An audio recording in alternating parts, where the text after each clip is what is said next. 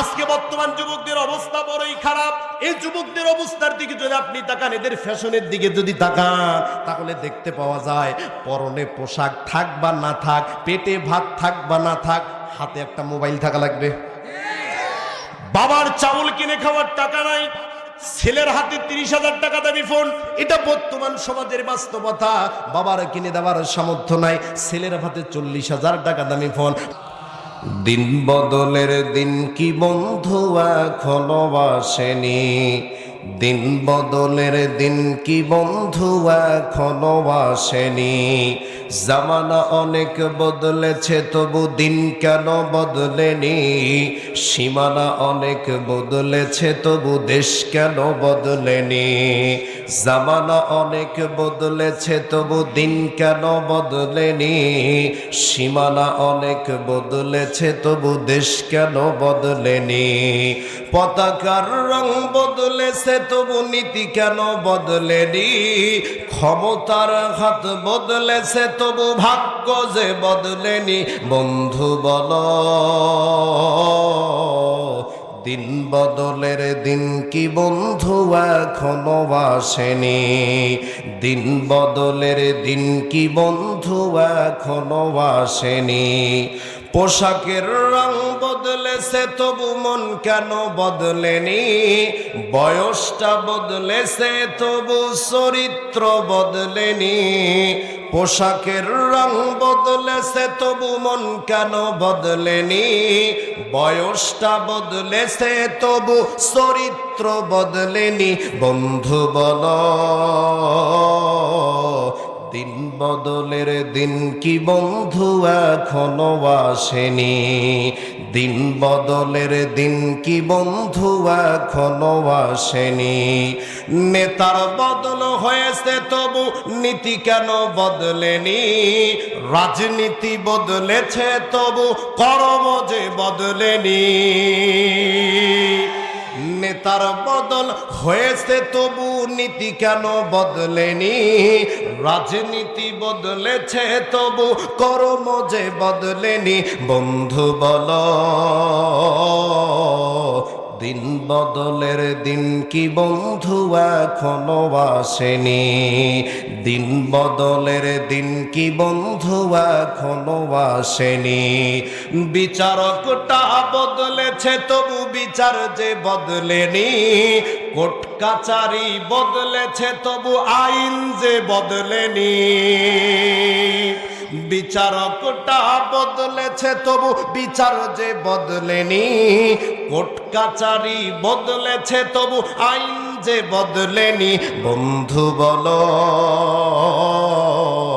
দিন বদলের দিন কি বন্ধু এখনো আসেনি, দিন বদলের দিন কি বন্ধু এখনো আসেনি। মুসলমান আওয়াজ দিয়ে বলেন না মারহাবা। ভান্ডুরিয়া পূর্বপাড়া যুব সমাজের উদ্যোগে 17তম বার্ষিকী তাফসিরুল কোরআন মাহফিলের আজকের এই মাহফিলের সুযোগ্য সম্মানিত শ্রদ্ধাভাজন সভাপতি আমার সম্মানিত আমার আঙ্কেল হবেন, পাশাপাশি বসে আছেন মাওলানা মোহাম্মদ ইবাদুল হক খতিব, ভান্ডুরিয়া পূর্বপাড়া জামে মসজিদ, যার ছাত্র হতে পারলে নিজেকে ধন্য মনে করতাম। আজকের মাহফিলের সহসভাপতি, সেই সঙ্গে প্রধান অতিথি জনাব নূর মোহাম্মদ আবু দাহের, চেয়ারম্যান 4 নং গুনাহার ইউনিয়ন পরিষদ। আজকের মাহফিলের সভাপতি, সহসভাপতি এবং প্রধান অতিথির সম্মান এবং মর্যাদাকে আল্লাহ রাব্বুল আলামিন আরো বাড়িয়ে দিক, সকলে বলে আল্লাহুম্মা আমিন। আজকের মাহফিলের বিশেষ অতিথি এবং বরণ্য অতিথিবৃন্দ আমার পূর্বে আলোচনা রেখে মঞ্চ ধন্য করেছেন। আজকের মাহফিলের যিনি বক্তা ছিলেন, যার মাধ্যমে আসা আমার সম্মানিত আঙ্কেল হযরত মাওলানা মোহাম্মদ ফেরদৌস ইসলাম দাইমপুরি, আল্লাহ রাব্বুল আলামিন তার কণ্ঠকে সারা বিশ্বের জন্য কবুল করুক, সকলে বলে আল্লাহুম্মা আমিন। এবং আজকের মাহফিলের দ্বিতীয় বক্তা আমার সম্মানিত উস্তাদ শামসুল্লাহ আলেমদ্দিন হযরত মাওলানা মোহাম্মদ আলামিন বিন হাফিজুর, আল্লাহ রাব্বুল আলামিন তার কণ্ঠকে সারা বিশ্বের জন্য কবুল করুক, সকলে বলে আল্লাহুম্মা আমিন। এবং আজকের মাহফিলের পরিচালনায় যুব সমাজ এবং আজকের মাহফিলের প্রধান আকর্ষণ আমার সামনে বসা আমার সম্মানিত বয়োজ্যেষ্ঠ বয়কনিষ্ঠ পিত্ত সমতুল্য মুরব্বীগণ, পদ্মারানের অবস্থারত আমার সম্মানিতা পর্দানিশী অবলা সরলা আবেদা সালেহা রূপবতী গুণবতী সুজলা সুফলা বাংলার মা ও বোনেরা, মাইকের আওয়াজ যতদূর পর্যন্ত যায়, শ্রমরত আমার মুসলমান ভাইয়েরা, বিভিন্ন রাজনৈতিক দলের সম্মানিত নেতাকর্মী ভাইয়েরা, সকলকে লক্ষ্য করে আনুষ্ঠানিকতার মধ্য দিয়ে আমি আপনাদের সঙ্গে সালাম বিনিময় করতেছি। আশা করছি সালামের জবাব আপনারা জোরে সোরে দেবেন। আসসালামু আলাইকুম ওয়া রাহমাতুল্লাহ। সমস্ত প্রশংসা সুমহান খ্যাতি সেই মহান রাব্বুল আলামিনের দরবারে, যে মহান রাব্বুল আলামিন আজকে আমাদেরকে এত সুন্দর একটা পরিবেশে কোরআনের ময়দানে কোরআনের কথা শোনার জন্য আল্লাহ রাব্বুল আলামিন আমাদেরকে আসার এবং বসার তৌফিক দান করে দিয়েছেন। এই জন্য সেই আল্লাহর দরবারে অন্তরের অন্তর গভীর স্থল থেকে মহব্বতের সহিত একটু শুকরিয়া আদায় করি। সকলে বলি আলহামদুলিল্লাহ। হয় নাই সকল প্রকার অবহেলিতা অমনোযোগিতা কাটিয়ে চিৎকার করে বলুন আলহামদুলিল্লাহ। বলুন রব্বানা লাকাল হামদ হামদান কাসীরান তাইয়িবান মুবারাকান ফি। প্রশংসা আদায় করলাম কার? একটু কথা বলতে হবে। প্রশংসা আদায় করলাম কার? প্রশংসা আদায় করলে খুশি হন কে? সুখে থাকলে প্রশংসা আদায় করব কার? দুঃখে থাকলে প্রশংসা আদায় করব কার? সর্ব অবস্থায় শুধুমাত্র একমাত্র প্রশংসা পাওয়ার মালিক কে? ওই আল্লাহর দরবারে আবারও চিৎকার করে বলুন আলহামদুলিল্লাহ। দরুদ ও সালাম বর্ষিত হোক মানবতার মৌত প্রতীক, মানবতার মুক্তির দিশারি, জাতির পথ প্রদর্শক, জেনে তারা তো জীবিত হয়ে সাধারণ মানুষগুলো পেয়েছিল মুক্তির ঠিকানা, অত্যাচারিত অবহেলিত বিপর্যস্ত মানুষগুলো পেয়েছিল শান্তির ঠিকানা। সেই মহান নেতার প্রতি অসংখ্য দরুদ ও সালাম বর্ষিত হোক। সকলে বলি সাল্লাল্লাহু আলাইহি ওয়াসাল্লাম। সম্মানিত উপস্থিতিরা আমার, আমি আপনাদেরকে প্রথমে জানতে চাই আজকের মাহফিলে আসতে পেরে বসতে পেরে আপনারা খুশি না বেজা? একটু জোরে বলেন খুশি না বেজা? আজকের মাহফিলে আসতে পেরে বসতে পেরে কারা কারা খুশি? যদি খুশি হয়ে থাকেন তাহলে মুখে হাসি নিয়ে একটা তাকবীর দেন। লিল্লাহে তাকবীর, লিল্লাহে তাকবীর।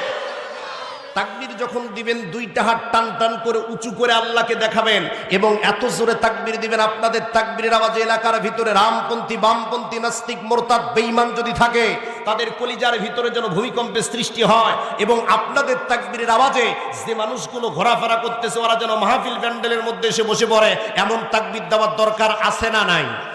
জোরে বলেন আছে না নাই? প্রাণের ভাইরা আমার, শুধুমাত্র তাই নয়, আল্লাহ রাব্বুল আলামিন পবিত্র কোরআনুল কারীমের ভিতরে বলেন ওয়া রাব্বাকা ফাকাব্বির। নবী আমার, আপনি পৃথিবীর মানুষদেরকে জানায়া দেন, পৃথিবীর ভিতরে উচ্চ আওয়াজে যদি কোনো স্লোগান দিতে হয়, পৃথিবীর ভিতরে কারো নাম নিয়ে যদি স্লোগান দিতে হয়, সেই স্লোগান কোনো নেতার নামে হবে না, সেই স্লোগান কোনো নেত্রীর নামে হবে না, সেইটা হবে শুধুমাত্র একমাত্র আল্লাহর নামে। কথা বলেন ঠিক না বাজে? আমরা তো নির্বাচন আসলে স্লোগান দেই, আমার নেতার চরিত্র ফুলের মতো পবিত্র, নামাজ পড়ে না এক ওয়াক্ত, গাঞ্জা টানে 5 ওয়াক্ত, আলেম ওলামাদের ব্যাপারে খুব শক্ত। কথা বলেন ঠিক না বাটে? এইরকম গাঞ্জাখোর নেতার নামে স্লোগান হবে না।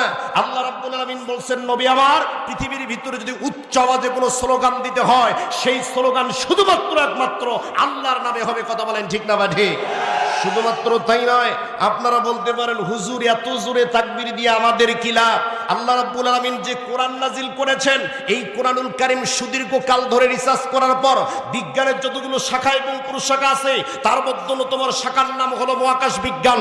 এ পর্যন্ত আমেরিকার নাসা বৈজ্ঞানিকেরা সুদীর্ঘ কাল ধরে কোরআনুল কারীম রিসার্চ করার পর তারা চন্দ্র পর্যন্ত পৌঁছতে পেরেছে। ওয়াল্লাহি আল্লাহর কসম, চন্দ্রের উপরে 1 ইঞ্চি জায়গা যেতে পারে নাই। অথচ বিশ্বনবী সহিহ তিরমিজির ভিতরে বলেন, যদি কোনো মুমিন মুসলমান মুত্তাকি ব্যক্তি এই ধূলির আসনে বসে আল্লাহকে একবার আল্লাহ বলে ডাক দিতে পারে, সেই আবার শুধুমাত্র চন্দ্র সূর্য নয়, নূরের পর্দা ব্ল্যাক হোল ভেদ করে আল্লাহর আরশে আজিমে পৌঁছে যায়। চিৎকার করে বলেন আল্লাহু আকবার। প্রাণের ভাইরা আমার, এই জন্য আমরা তাকবীর দেব কার নামে? জোরে বলেন। আমাদের কি তাকবীর দিতে কোনো ভয় আছে? ভয় ছিল, গত 5ই আগস্টের আগে ভয় ছিল। কথা বলেন ঠিক না বেঠি? এই নারায়ে তাকবীরের স্লোগান দিলে খালি জামাত শিবির ট্যাগ লাগাবার জেলখানার ভিতরে ঢুকাও। কথা বলেন ঠিক না বেঠি? এখন তো মাহফিল করতে গেলে আপনারা দেখেন হুজুর কাক প্রধান বক্তা করা যায়, দ্বিতীয় বক্তা কাক করা যায়, এই চিন্তা ভাবনা আমরা করি। কিন্তু গত 5ই আগস্টের আগে যদি কোনো মাহফিল, তাফসির মাহফিলের ডেট করা হতো, তাহলে প্রথম যে জিনিসটা মাথার মধ্যে চিন্তা করতো সেইটা হলো থানায় গিয়ে অনুমতি দিবে কিনা। কথা বলেন না কেন? শুধুমাত্র তাই নয়, এলাকার ভিতরে যদি প্রধান অতিথি, সভাপতি, বরণ্য অতিথির নামে যদি ক্ষমতাসীন দলের নাম না রাখতো, কত যে মাহফিল ক্যান্সেল করছে তার হিসাব নাই। কথা বলে ঠিক না ভাই? শুধুমাত্র নাম না থাকার কারণে। কথা বলেন ঠিক না ভাই? প্রাণের ভাইরা আমার, সেই অবস্থার বাংলাদেশে নাই। আল্লাহ রাব্বুল আলামিন ওই অবস্থা থেকে আমাদেরকে উত্তরণ করেছেন, এই জন্য বলি আলহামদুলিল্লাহ। প্রাণের ভাইরা আমার, কোনো ভূমিকা নাই, সরাসরি ডিরেক্ট কোরআন থেকে আলোচনা করব। রাজি আছেন তো আপনারা? জোরে বলেন, রাজি আছেন তো আপনারা? আজকে যদি আমরা পৃথিবীর দিকে তাকাই, তাহলে গোটা পৃথিবীর মানুষদের দিকে তাকালে আমরা দেখতে পাই সারা দুনিয়াতে আজকে মুসলমানেরা নির্যাতিত আর নিপীড়িত। কথা বলেন ঠিক না বা ঠিক? শুধুমাত্র তাই নয়, মুসলমানদের দ্বারাই মুসলমানেরা নির্যাতিত, আবার বাহিরের শত্রু দ্বারাও তারা নির্যাতিত। কথা বলেন ঠিক না বা ঠিক?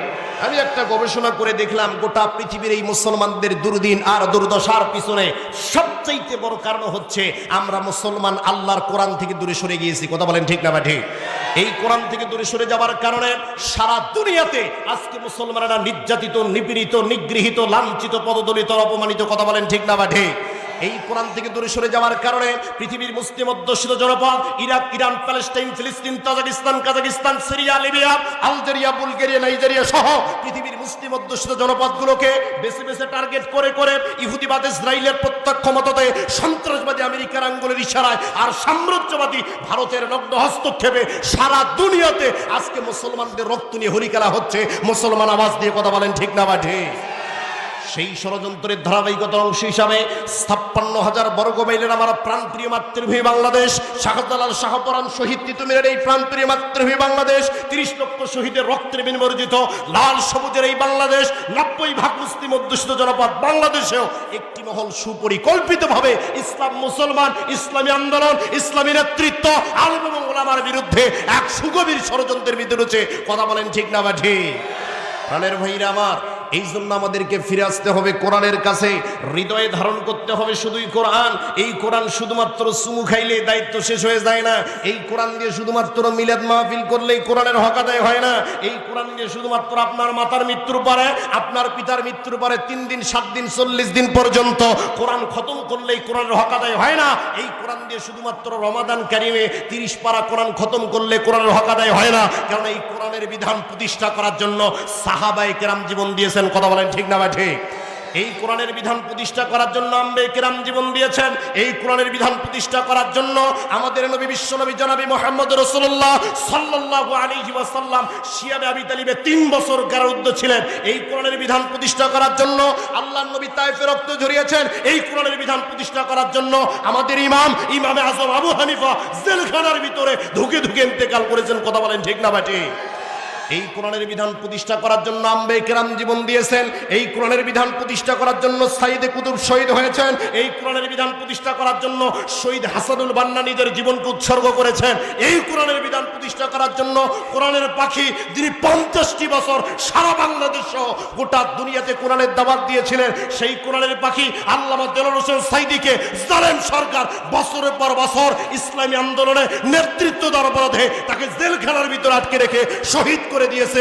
মুসলমান কথা বলতেই হবে, ঠিক না বা ঠিক?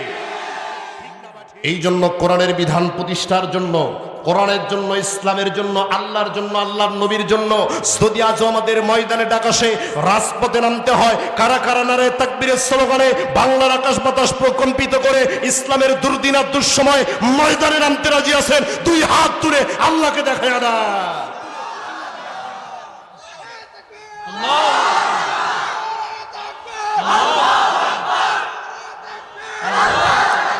নারে তাকবীর, লিল্লাহি তাকবীর। আল কোরআনের আলো,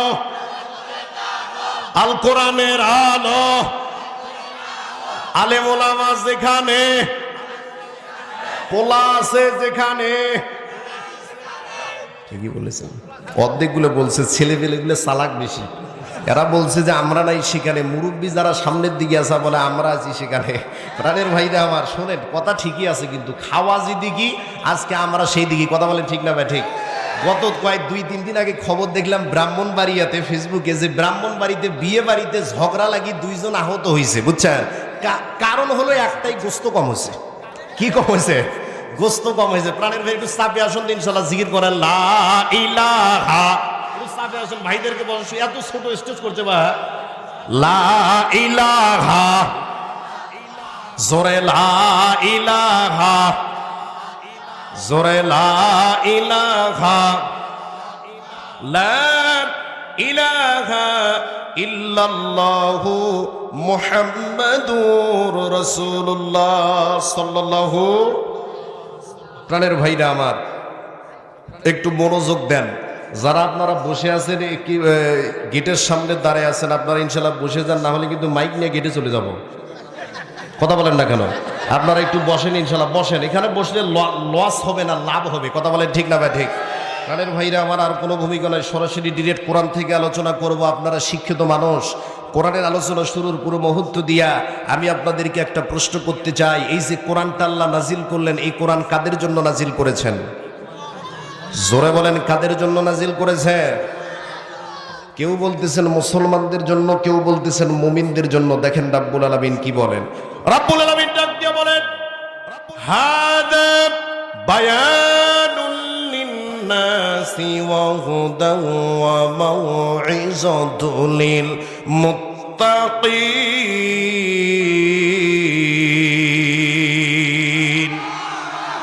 আল্লাহ রাব্বুল আলামিন বললেন, হাদা বায়ানুল লিন্নাস, এমন একটা বায়ান নাজিল করেছি যে বায়ানটা শুধুমাত্র মুসলমানদের জন্য নাজিল করেছি তা নয়, যে বায়ান শুধুমাত্র মুমিনদের জন্য নাজিল করেছি তা নয়, যে বায়ান শুধুমাত্র সনাতন ধর্মাবলম্বী হিন্দুদের জন্য নাজিল করেছি তা নয়, যে বায়ানটা শুধুমাত্র খ্রিস্টানদের জন্য নাজিল করেছি তা নয়। আল্লাহ রাব্বুল আলামিন ডাক দিয়ে বলেন, হাদা বায়ানুল লিন্নাস, এটা এমন একটা বায়ান পৃথিবীর ভিতরে যতগুলো মানুষ আছে, মানব মণ্ডলী আছে, প্রত্যেকটা মানুষের জন্যই আমি আল্লাহ রাব্বুল আলামিন কোরআনটা নাজিল করে দিয়েছি। এরপর আল্লাহ রাব্বুল আলামিন বলছেন, ওয়া হুদাও ওয়া মাউইযাতুল লিল মুত্তাকিন, যারা আল্লাহ ভীরু হবে, তাকওয়াবান ব্যক্তি হবে, মুত্তাকি হবে, এই কোরআনটা তাদের জন্য হেদায়েত স্বরূপ। কোরআন থেকে তারা উপদেশ গ্রহণ করবে, আর কোরআন থেকে উপদেশ গ্রহণ করে তারা হেদায়েত লাভ করবে। প্রাণের ভাইরা আমার একটু খেয়াল করেন, কোরআনুল কারীমের একটা আয়াত আরেকটা আয়াতের তাফসীর করে, কোরআনের একটা আয়াত আরেকটা আয়াতের ব্যাখ্যা করে।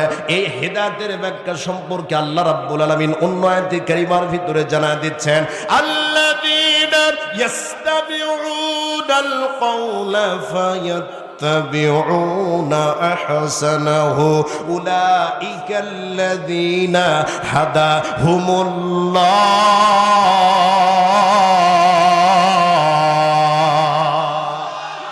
ছুটে আয় শাহজালালের নির্ভীক সৈনিকেরা, খতম কর গোবিন্দের ওই সেলাজা মুন্ডাগুলা। অলিদের এই ভূমিতে, অলিদের এই ভূমিতে বিপ্লবেরই মশাল জ্বালা। ছুটে আয় শাহজালালের নির্ভীক সৈনিকেরা, খতম কর গোবিন্দের ওই সেলাজা মুন্ডাগুলা। কথা বলেন ঠিক না বা ঠিক?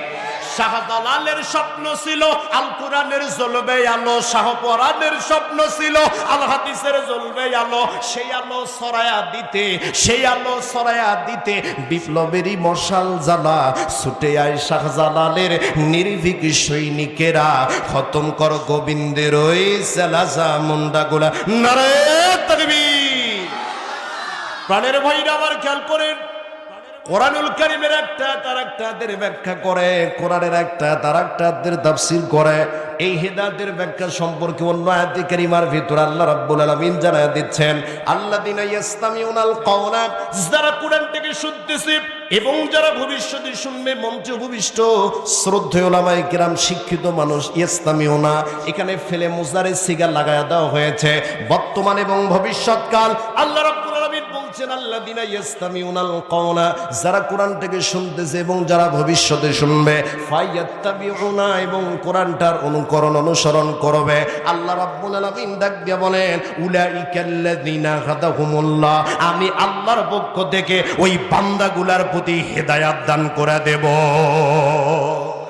তার মানে হলো এই আয়াতের ভিতরে আল্লাহ দুইটা বাক্য ব্যবহার করলেন। ইস্তামিউনা, যারা কোরআনটাকে মনোযোগ সহকারে শ্রবণ করবে, ফায়াত্তাবিউনা, এবং কোরআনটার অনুকরণ অনুসরণ হবে। তার মানে হলো কোরআন শুধু শুনলে হবে না, কোরআন মানা লাগবে। আজকে বাংলাদেশে তাফসির মাহফিলের অভাব নাই। প্রাণের ভাইরা আমার একটু খেয়াল করার, 2022 সালে ইউনুসকে একটা জরিপ করলো।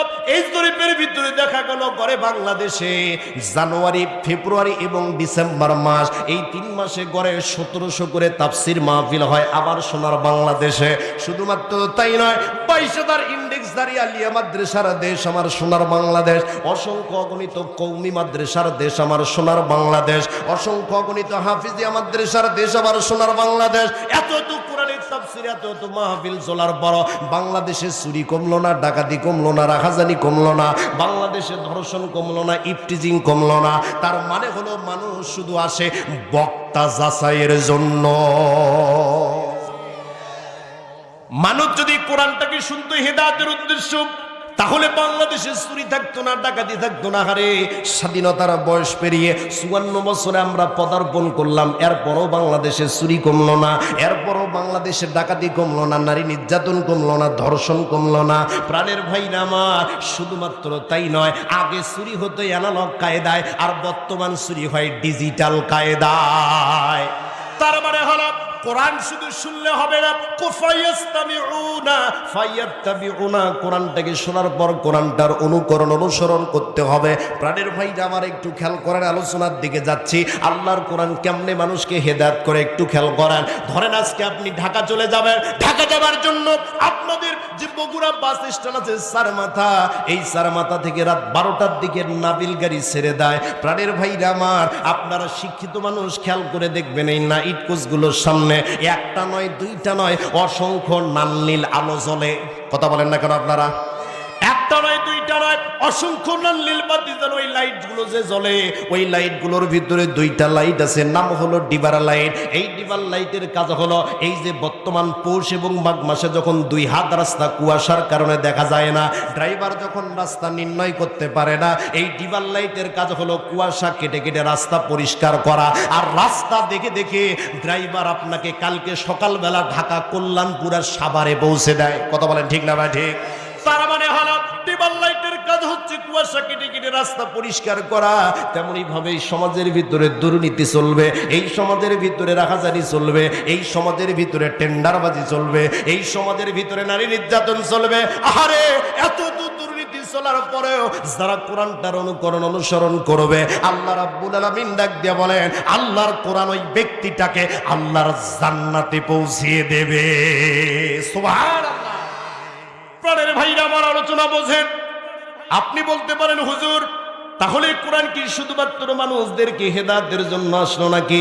ও হুজুর, আমি তো সামাজিক মানুষ, সমাজে বসবাস করতে হলে আমাকে রাজনীতি করতে হয়, আমাকে পৌরনীতি মানতে হয়, আমাকে সমাজনীতি মানতে হয়, রাষ্ট্রবিজ্ঞান মানতে হয়। শুধুমাত্র তাই নয়, এত নীতি মেনে আমাকে সমাজে চলতে হয়। হুজুর, কোরআন কি শুধুমাত্র নামাজের কথাই বললো নাকি? এই কোরআন শুধুমাত্র কি রোজার কথাই বললো নাকি? প্রাণের ভাইরা আমার, আপনি যদি কোরআনের কাছেই প্রশ্ন করেন, কোরআন রে, আপনি যদি কোরআনের কাছেই প্রশ্ন করেন, কোরআন আপনি একটু জানায়া দেন এই কোরআনের ভিতরে এগুলা কিছু আছে নাকি? প্রাণের ভাইরা আমার, আল্লাহর কোরআন সঙ্গে সঙ্গে জানায়া দিচ্ছে, ওয়ানাজ্জালনা আলাইকাল কিতাবা তিবয়ানান লিকুল্লি শাইইন ওয়া হুদাও ওয়া রাহমাতাও ওয়া বুশরা লিল মুসলিমিন।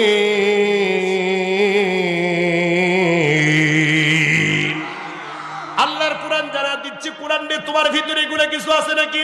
আল্লাহর কোরআন জানা দিচ্ছে, ওয়ানাজ্জালনা আলাইকাল কিতাব তিবয়ানান লিকুল্লি শাই, আপনার প্রতি এমন একখানা গ্রন্থ নাজিল করেছি যে গ্রন্থের ভিতরে এমন কোন বিষয় বাদ রাখি নাই, কোরআনের ভিতরে আলোচনা করে নাই। এই কোরআনের ভিতরে আমি আল্লাহ সায়েন্স সম্পর্কে আলোচনা করেছি, এই কোরআনের ভিতরে আমি আল্লাহ কমার্স সম্পর্কে আলোচনা করেছি, এই কোরআনের ভিতরে আমি আল্লাহ আর্ট সম্পর্কে আলোচনা করেছি।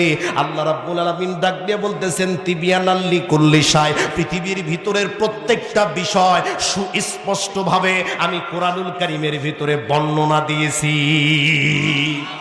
এরপর আল্লাহ রাব্বুল আলামিন বলছেন ওয়া হুদাও ওয়া রাহমাতাও ওয়া বুশরা লিল মুসলিমিন, এটা মুসলমানদের জন্য রহমত, এটা মুসলমানদের জন্য পথপ্রদর্শক। প্রাণের ভাইরা আমার, তার মানে হলো কোরআন সব বিষয়ের ব্যাখ্যা দিয়ে দেয়। এখন আপনি প্রশ্ন করতে পারেন হুজুর, কোরআন যেহেতু সব বিষয়ের ব্যাখ্যা দিয়ে দেয়, হুজুর আমি প্রশ্ন করতে চাই, কোরআন রে ও কোরআন তোমাকে কে নাজিল করলো, তোমার স্রষ্টাকে? প্রশ্ন হতে পারে না? এই আপনাদের খারাপ লাগতেছে নাকি? কোরআনকে যদি আপনি প্রশ্ন করেন, কোরআন রে তোমাকে কে নাজিল করলো, তোমার স্রষ্টা সম্পর্কে একটু আমাদেরকে ধারণা দাও।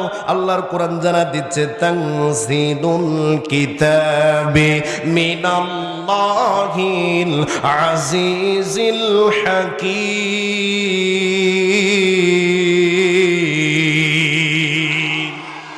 আপনি যদি কোরআনকে বলেন ও কোরআন তোমাকে কে নাজিল করলো, কোরআন জানা দিচ্ছে মহাপরাক্রমশালী প্রজ্ঞাময় আল্লাহর পক্ষ থেকে কোরআনটা নাজিল করে দেওয়া হয়েছে। আপনি যদি বলেন কোরআন রে বুঝলাম তোমাকে আল্লাহর পক্ষ থেকে নাজিল করা হয়েছে, ও কোরআন এই পৃথিবীর ভিতরে তো ধর্মগ্রন্থের অভাব নাই, এই পৃথিবীর ভিতরে বেদ রয়েছে, এই পৃথিবীর ভিতরে রামায়ণ রয়েছে, গীতা রয়েছে, ত্রিপিটক রয়েছে, নিউ স্টানমেন্ট রয়েছে, ওল্ড স্টানমেন্ট রয়েছে, এত এত ধর্মগ্রন্থের ভিতরে প্রত্যেকটা ধর্মগ্রন্থের ভিতরে কোনো না কোনো ভেজাল আছে, প্রত্যেকটা ধর্মগ্রন্থের ভিতরে কোনো না কোনো ভুল আছে। ও কোরআন তোমার ভিতরে কি কোনো ভেজাল আছে নাকি, তোমার ভিতরে কি কোনো ভুল আছে নাকি? আপনি যদি কোরআনকে প্রশ্ন করেন, কোরআন জানা দিচ্ছে যালিকাল কিতাবু লা রাইবা ফীহি হুদাল লিল মুত্তাকিন।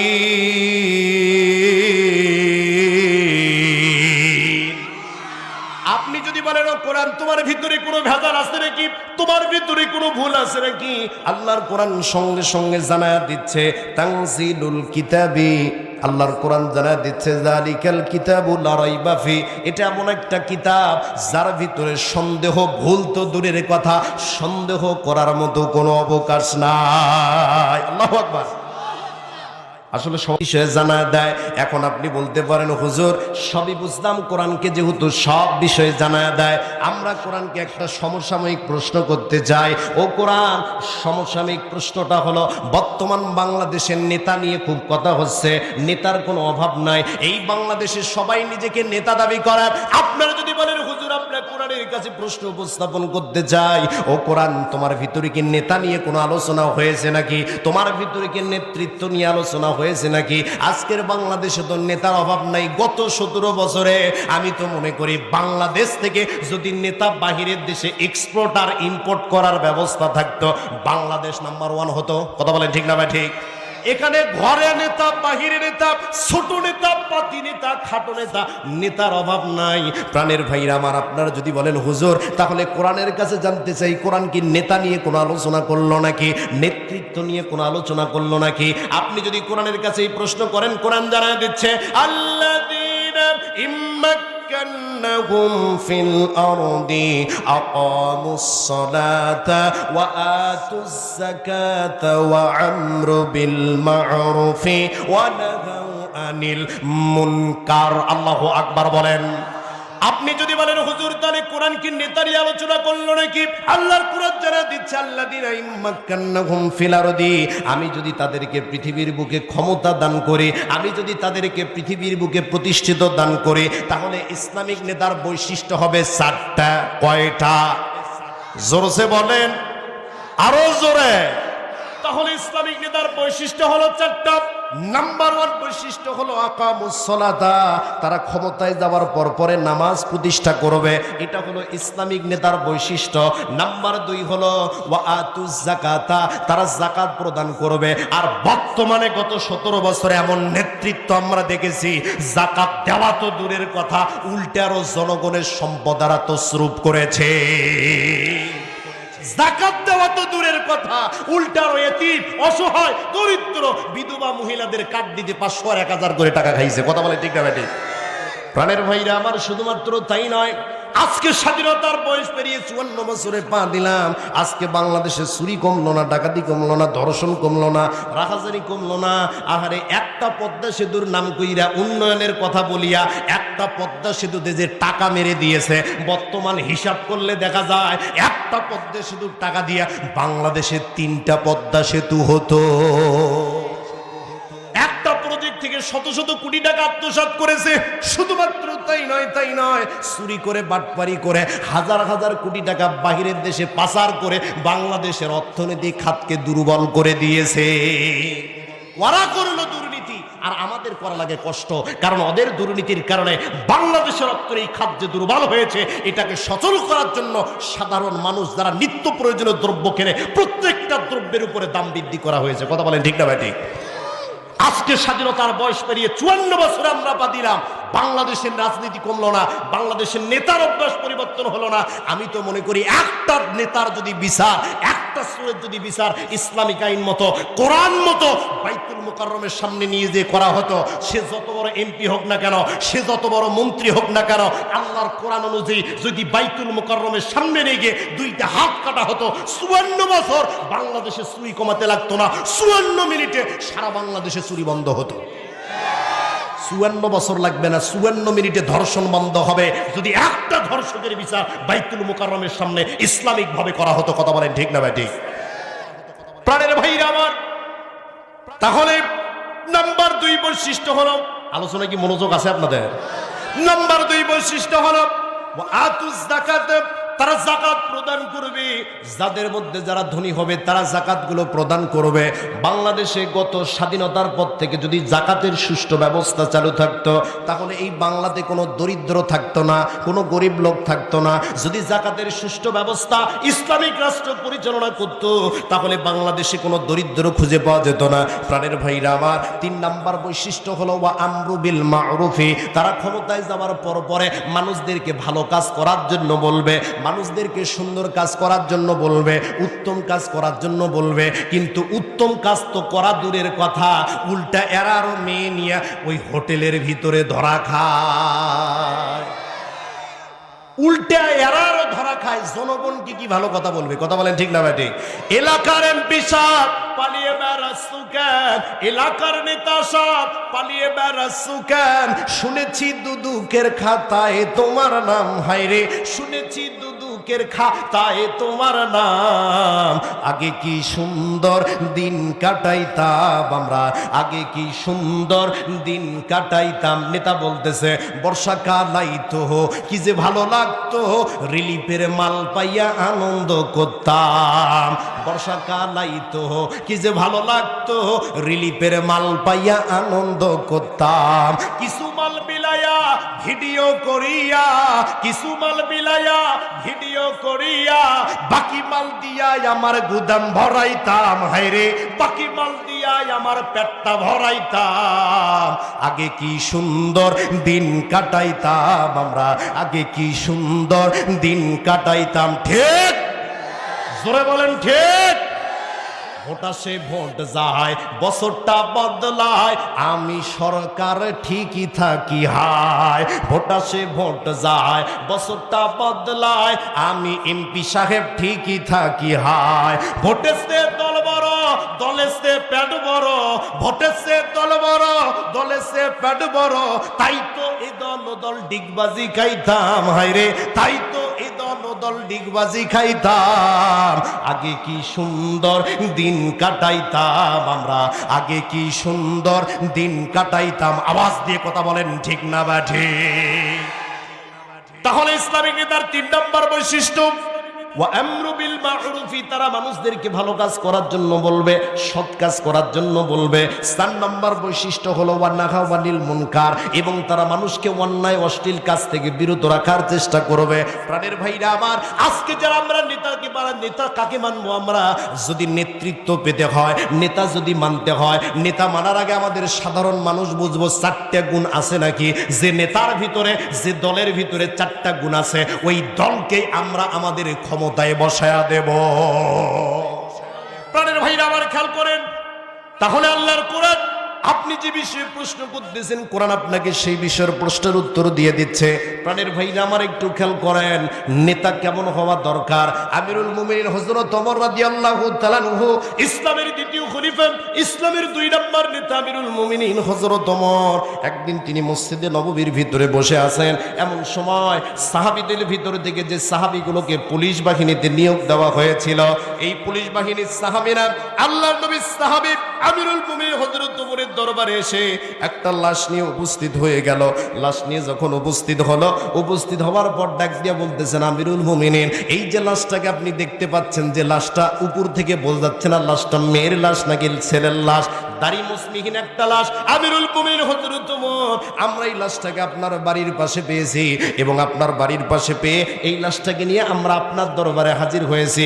আমিরুল মুমিনিন হযরত ওমর মনে মনে চিন্তা করলেন, আল্লাহ, আমি ইসলামের দ্বিতীয় খলিফা পাওয়ারফুল ওমর, আল্লাহর নবী জনাবি মুহাম্মদ রাসূলুল্লাহ বলেন, ওমর যে রাস্তা দিয়ে হাঁটতো ওই রাস্তা দিয়ে শয়তান পর্যন্ত হাঁটতো না।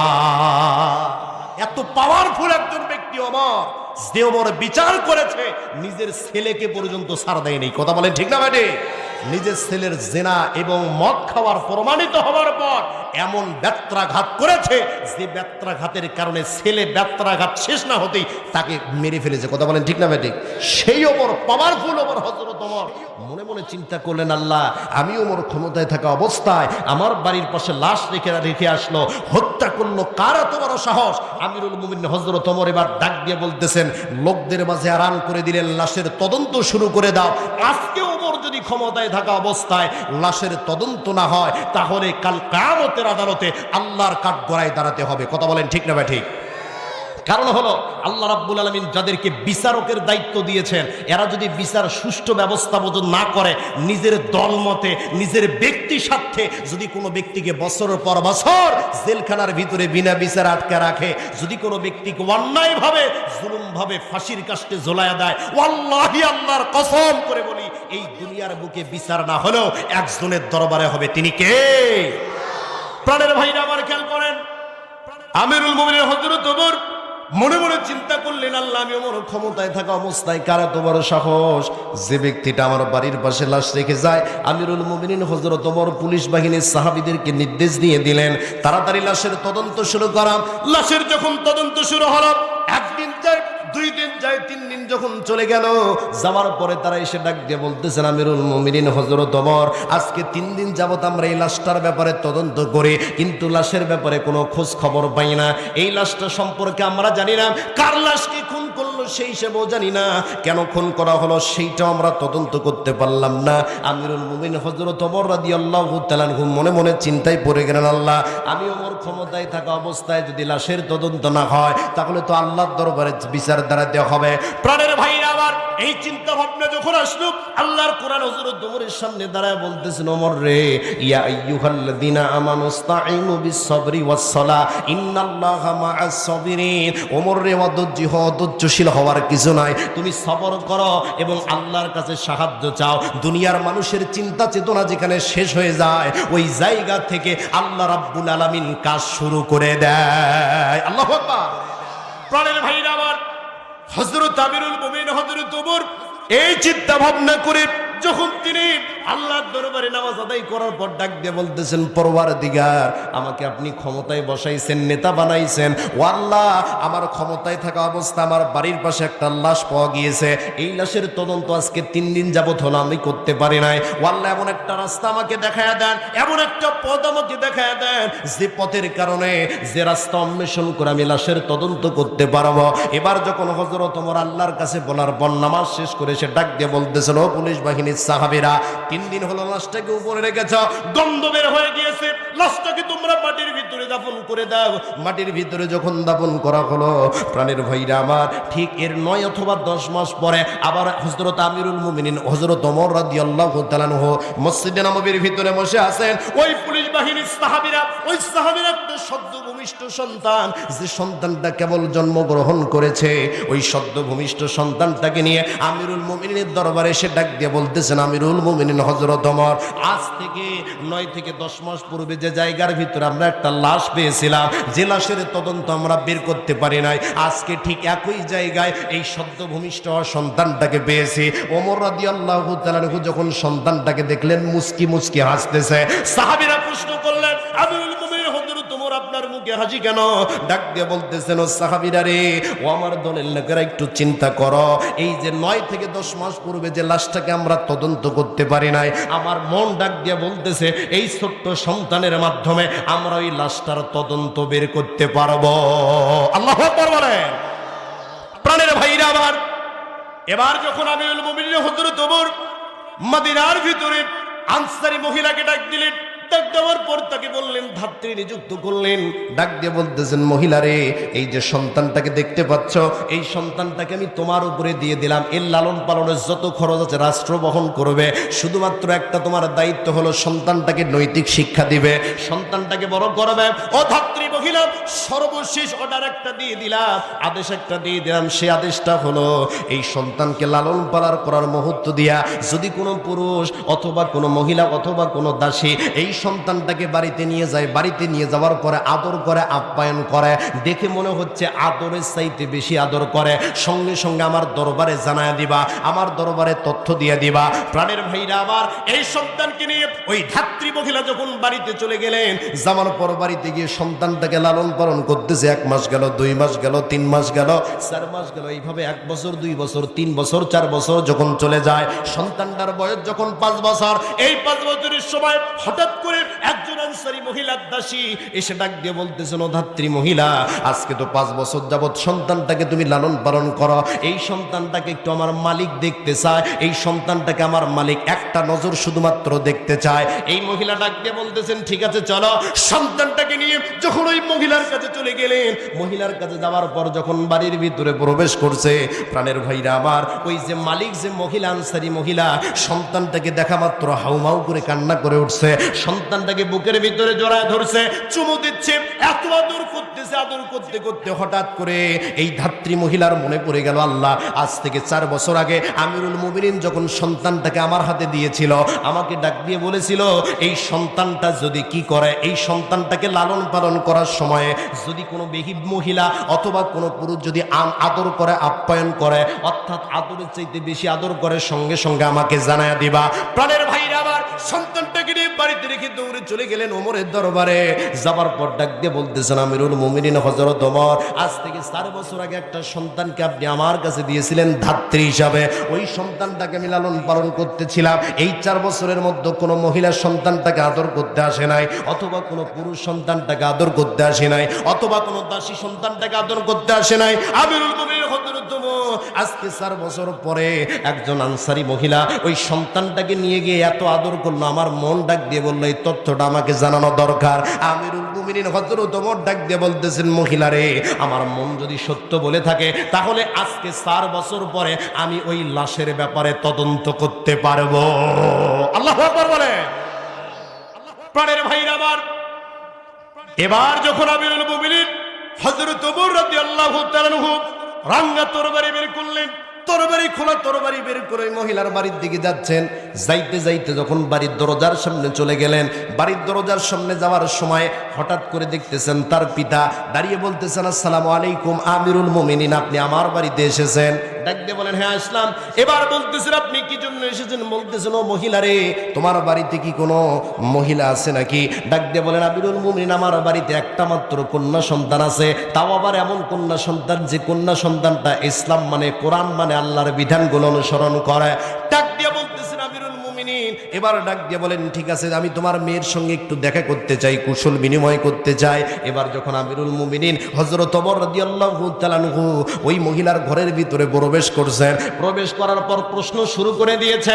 প্রথম প্রশ্ন ডাক দিয়ে বলতেছেন, মহিলা রে, ও মহিলা, একটু শোনো, এই যে তুমি যে যা যা জানো সবগুলো আমার কাছে খুলাসা করে বলো, ওই সন্তানটা তোমার কে হয়? যদি সত্য কথা বলো, আমি ওমর ওয়াদা করতেছি তোমার বিচার হবে জনসম্মুখে, আর যদি সত্য কথা না বলো, এই যে খোলা তরবারি দেখতে পাচ্ছ, তোমার গর্দান কিন্তু উড়াইয়া দেব। এবার মহিলা ডাক দিয়ে বলতেছেন, আমিরুল মুমিনিন হযরত ওমর, আপনি একটু শান্ত হন, আমি সবগুলো বিষয় আপনার কাছে খুলাসা করে বলতেছি।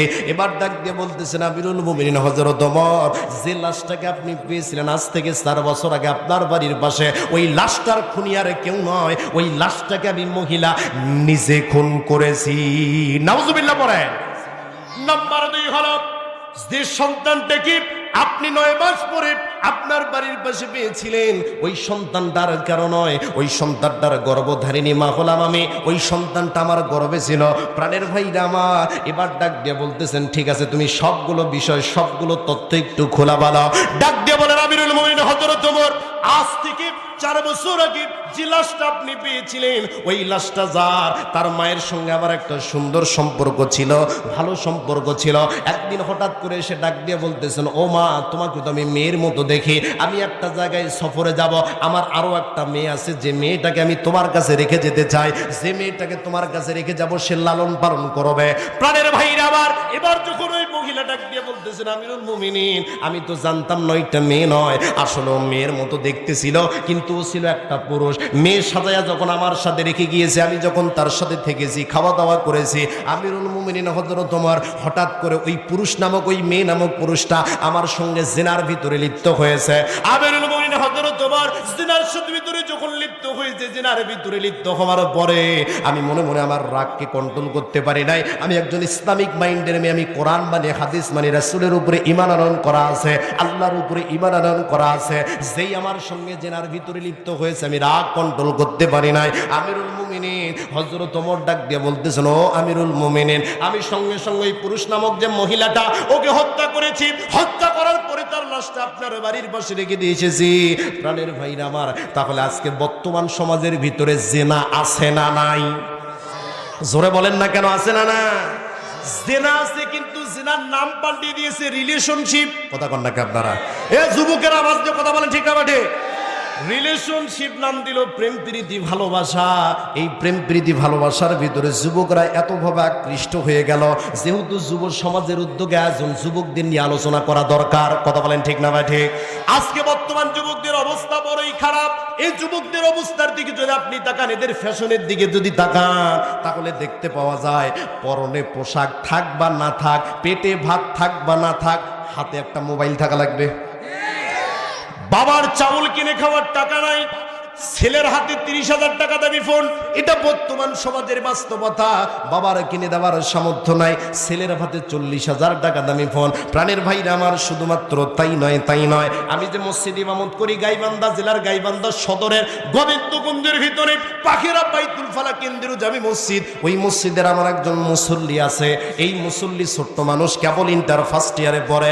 এই মুসল্লি একদিন নামাজ শেষে আমার সঙ্গে মুসাফা করে ডাক দিয়ে বলতেছেন, হুজুর, এই যে ফোনটা দেখতে পাচ্ছেন, এই ফোনটা গত সপ্তাহে কিনেছি, কত দিয়ে কিনলা?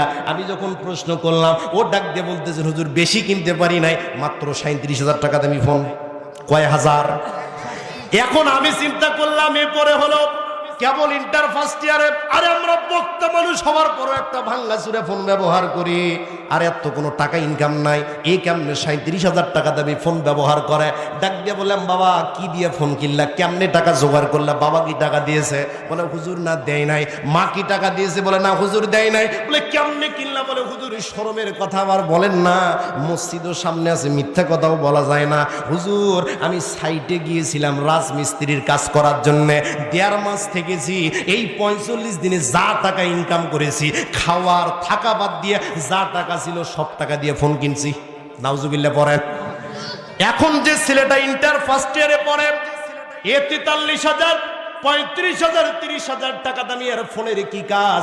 এর ফোনের কোনো কাজ নাই। এর ফোনের একটাই মাত্র কাজ, খেলাধুলা করা। আর 2 নাম্বার কাজ হচ্ছে সুন্দর করে ফিল্টার মেরে ছবি ছাড়া, ফেসবুক টিকটকের ভিতরে ছবি ছাড়া। এর চিন্তা ভাবনা হলো, যত ছবি ছাড়তে পারবো তত লাইক কমেন্ট আসবে, আর আমার মেয়ে ফলোয়ার বেড়ে যাবে। মেয়ে ফলোয়ার বাড়ার পরে কি হবে? এই মেয়ের সঙ্গে চ্যাটিং করবো, ফেসবুকে মেসেঞ্জারে হাই লিখবো, হোয়াটসঅ্যাপে হাই লিখবো। এই চ্যাটিং করতে করতে একটা রিলেশনশিপ হয়ে যাবে। এই রিলেশনশিপ প্রেম প্রীতি হয়ে যাওয়ার পরে যখন 1 বছর পরে মেয়ের বিয়ে হয়ে যাবে, এই ছেলে এখন সেকা খায়া বেকা খায়া ফেসবুকে কষ্টের স্ট্যাটাস দেয়।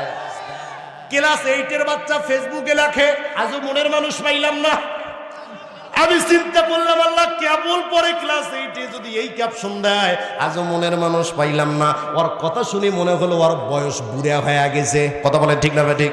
এই পেছন থেকে খুব আওয়াজ আসতেছে, পেছন থেকে খুব আওয়াজ আসতেছে, একটু খেয়াল করেন। আমি মাহফিল কমিটির সম্মানিত ভলান্টিয়ার ভাইদেরকে বলবো, পেছনের আওয়াজটা বন্ধ করেন, খেয়াল করেন। তাহলে যুবকদের অভ্যাসটা হচ্ছে এইরকম, যে এরা কেবল পরে ক্লাস 8-এ ফেসবুকের ভিতরে স্ট্যাটাস দেয় যে আজও মনের মানুষ পাইলাম না। কথা বলেন ঠিক না ভাই? ঠিক। ওর কথা শুনি মনে হয় যে ওর বয়স মনে হয় বুড়ে হয়ে গেছে। কথা বলেন না কেন? যুবক ভাইরা আমার, আমি তোমাদেরকে একটা মেসেজ দিতে চাই, তোমাদেরকে বলতে চাই, আল্লাহ রাব্বুল আলামিন আমাদেরকে যৌবন দান করেছেন। এই যৌবন পাওয়ার পরে এত খুশি হওয়ার কোনো কারণ নাই। কারণ হলো এই যৌবন দান করা হয়েছে, এই যৌবনকাল একদিন শেষ হবে। কথা বলেন ঠিক না ভাই? ঠিক। এই যৌবনকাল সম্পর্কে আল্লাহ প্রশ্ন করবে, বান্দা যৌবনকাল যে দিয়েছিলাম কোন রাস্তায় ব্যয় করেছো, কোন মেয়ের পিছনে ঘুরেছো, কোন গার্লস স্কুলের পিছনে ডিউটি করেছো, সকালে থেকেছো একবার, বিকালে থেকেছো একবার, কোন মেয়ের পিছনে বাইক নিয়ে ঘোরাঘুরি করেছো, কোন মেয়েকে রাতের বেলা হাই হ্যালো দিয়ে ডিস্টার্ব করেছো, প্রত্যেকটা প্রশ্নের উত্তর দিতে হবে। কথা বলেন ঠিক কি হবে? ঠিক। এই জন্য প্রেম প্রীতি জ্বালা যাওয়া যাবে? জোরে বলেন। প্রেম প্রীতির জ্বালা যাবে না। প্রেম প্রীতির জ্বালাতে যখনই যাবেন আপনার জীবনও শেষ, যৌবনও শেষ। কথা বলেন ঠিক না ভাই? যে মেয়ের পিছনে আপনি ঘুরতেছেন, মনে করতেছেন মেয়ে আমাকে ভালোবাসে, ওখানে ধরা পড়ি দেখেন কেমন ভালোবাসে। কথা কন না আপনারা? মার একটাও মাটিতে পড়বে না। কথা বলেন ঠিক না ভাই? ঠিক। রানের ভাইরা আমার, এই জন্য যুবকেরা মেয়েদের ফাঁদে পড়বে না। আল্লাহর নবী সাল্লাল্লাহু আলাইহি ওয়াসাল্লাম বলেন, আমার উফাতের পরে এমন কিছু জিনিস রেখে গেলাম না যেটা পুরুষদের জন্য ক্ষতিকারক হতে পারে, একমাত্র নারী ছাড়া। কথা বলেন ঠিক না ভাই? ঠিক। এই নারী এমন একটা জিনিস, অবিবাহিত যুবকদের জন্য ভালো করে শোনেন, এই নারী এমন একটা জিনিস, আপনি যত বড় বক্তা হন না কেন, যত বড় মুফতি হন না কেন, যত বড় মন্ত্রী হন না কেন, যত বড় এমপি হন না কেন, এক হাসি দিয়ে আপনার মাথার বিদ্যার বুদ্ধি দুটোই মুহূর্তের মধ্যে ব্রেন ওয়াশ করে দিতে পারে, তার নাম হলো নারী। কথা বলেন ঠিক না বা ঠিক? যুবকদের চরিত্র শেষ করার জন্য একটা নারী যথেষ্ট। এই জন্য যুবক ভাইরা আমার, এই প্রেম প্রীতি যাওয়া যাবে? প্রেম প্রীতির জ্বালা মোবাইলের মেহালা, প্রেম প্রীতির জ্বালা মোবাইলের মেহালা, এখন আর চিঠি লেখা লাগে না, হায়রে এখন আর চিঠি লেখা লাগে না। মোবাইল ফোন আসিল কি দোলাহা লাগিল, ফজরের ঘুম তো বাবার ভাঙে না, হায়রে মোবাইল ফোন আসিল কি দোলাহা লাগিল, ফজরের ঘুম তো মাইয়ার ভাঙে না। কথা বলেন ঠিক না বা ঠিক? পোলায় সারা রাতে জাগিয়া ফোনে কথা বলিয়া, মাইয়া সারা রাতে জাগিয়া ফোনে কথা বলিয়া, পড়াশোনা মাইয়ার ভালো লাগে না, হায়রে পড়াশোনা বাবার ভালো লাগে না। মোবাইল ফোন আসিল কি দোলাহা লাগিল, ফজরের ঘুম তো মাইয়ার ভাঙে না। আওয়াজ দিয়ে কথা বলেন ঠিক না বা ঠিক?